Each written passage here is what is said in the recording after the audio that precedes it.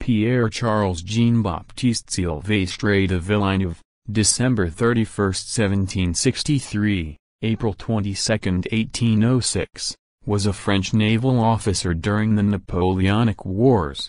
He was in command of the French and the Spanish fleets that were defeated by Nelson at the Battle of Trafalgar. Early career: Villeneuve was born in 1763 at Valenzole, Basses Alpes, and joined the French Navy in 1778. He took part in naval operations in the American Revolutionary War, serving as an ensign on Marseilles, in de Grasse's fleet. Despite his aristocratic ancestry, he sympathized with the French Revolution, dropping the nobiliary particle from his name, and was able to continue his service in the Navy when other aristocratic officers were purged. He served during several battles, and was promoted to Rear Admiral in 1796 as a result of this. At the Battle of the Nile in 1798 he was in command of the Rear Division. His ship, Guillaume Tell, was one of only 2 French ships of the line to escape the defeat. He was captured soon afterwards when the British took the island of Malta, but he was soon released. He was criticized for not engaging the British at the Nile, but Napoleon considered him a lucky man and his career was not affected. In 1804, Napoleon ordered Villeneuve, now a vice-admiral stationed at Toulon, to escape from the British blockade, overcome the British fleet in the English Channel, and allow the planned invasion of Britain to take place. To draw off the British defenses, Villeneuve was to sail to the West Indies, where it was planned that he would combine with the Spanish fleet and the French fleet from Brest and attack British possessions in the Caribbean, before returning across the Atlantic to destroy the British Channel squadrons and escort the Armée d'Angleterre from their camp at Boulogne to victory in England. Battle of Trafalgar. Prelude to the battle. After an abortive expedition in January, Villeneuve finally left Toulon on March 29, 1805 with 11 ships of the line. He evaded Nelson's blockade, passed the Strait of Gibraltar on 8 April and crossed the Atlantic with Nelson's fleet in pursuit, but about a month behind owing to unfavorable winds. In the West Indies Villeneuve waited for a month at Martinique, but Admiral Gandam's Brest fleet did not appear. Eventually Villeneuve was pressured by French army officers into beginning the planned attack on the British, but he succeeded only in recapturing the island fort of Diamond Rock off Martinique. On 7 June he learned that Nelson had reached Antigua. On 8 June he and his fleet were able to intercept a homeward-bound convoy of 15 British merchant vessels escorted by the frigate HMS Barbados and the sloop or schooner HMS Netley. The 2 British warships managed to escape, but Villeneuve's fleet captured the entire convoy, valued at some £5 million.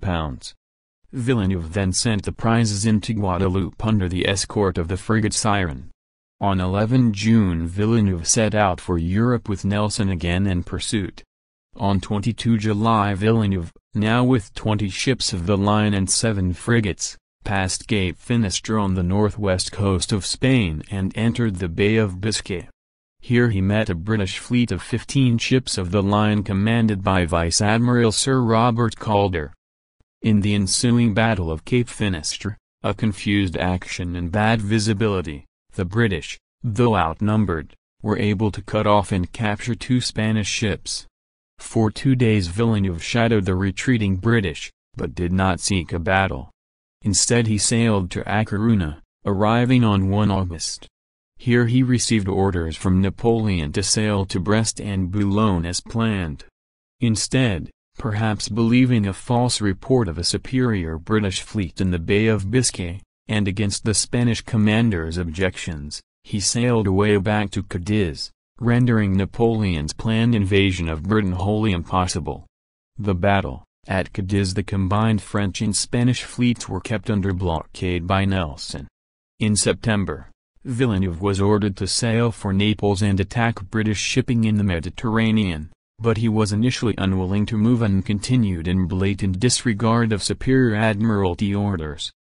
However, In mid-October he learned that Napoleon was about to replace him as commanding officer with François-Étienne de Rosalie-Mézeroux and order him to Paris to account for his actions. Napoleon had written to the Minister of Marine, "Villeneuve does not possess the strength of character to command a frigate. He lacks determination and has no moral courage." Before his replacement could arrive, Villeneuve gave the order to sail on 18 October. Inexperienced crews and the difficulties of getting out of Cadiz meant that it took 2 days to get all 34 ships out of port and in some kind of order.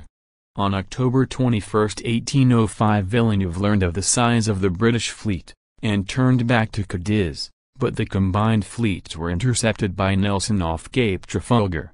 Nelson, though outnumbered, won the Battle of Trafalgar, and Villeneuve's flagship Bucentaure was captured along with many other French and Spanish ships.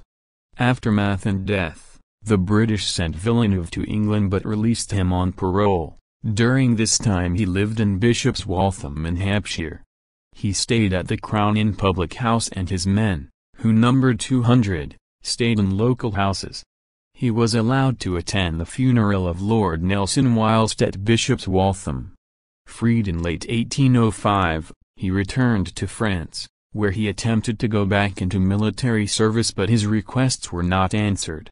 On April 22, 1806, he was found dead at the Hôtel de la Patrie in Rennes with 6 stab wounds in the left lung and 1 in the heart. A verdict of suicide was recorded. The nature of his death ensured that this verdict was much mocked in the British press of the time and suspicions abounded that Napoleon had secretly ordered Villeneuve's murder. Legacy historians have not been kind to Villeneuve.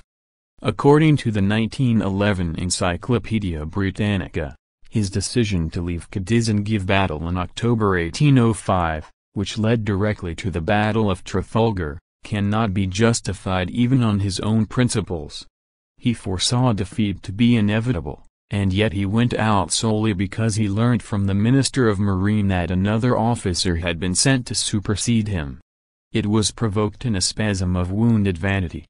Despite the defeat at Trafalgar his name is etched on the Arc de Triomphe.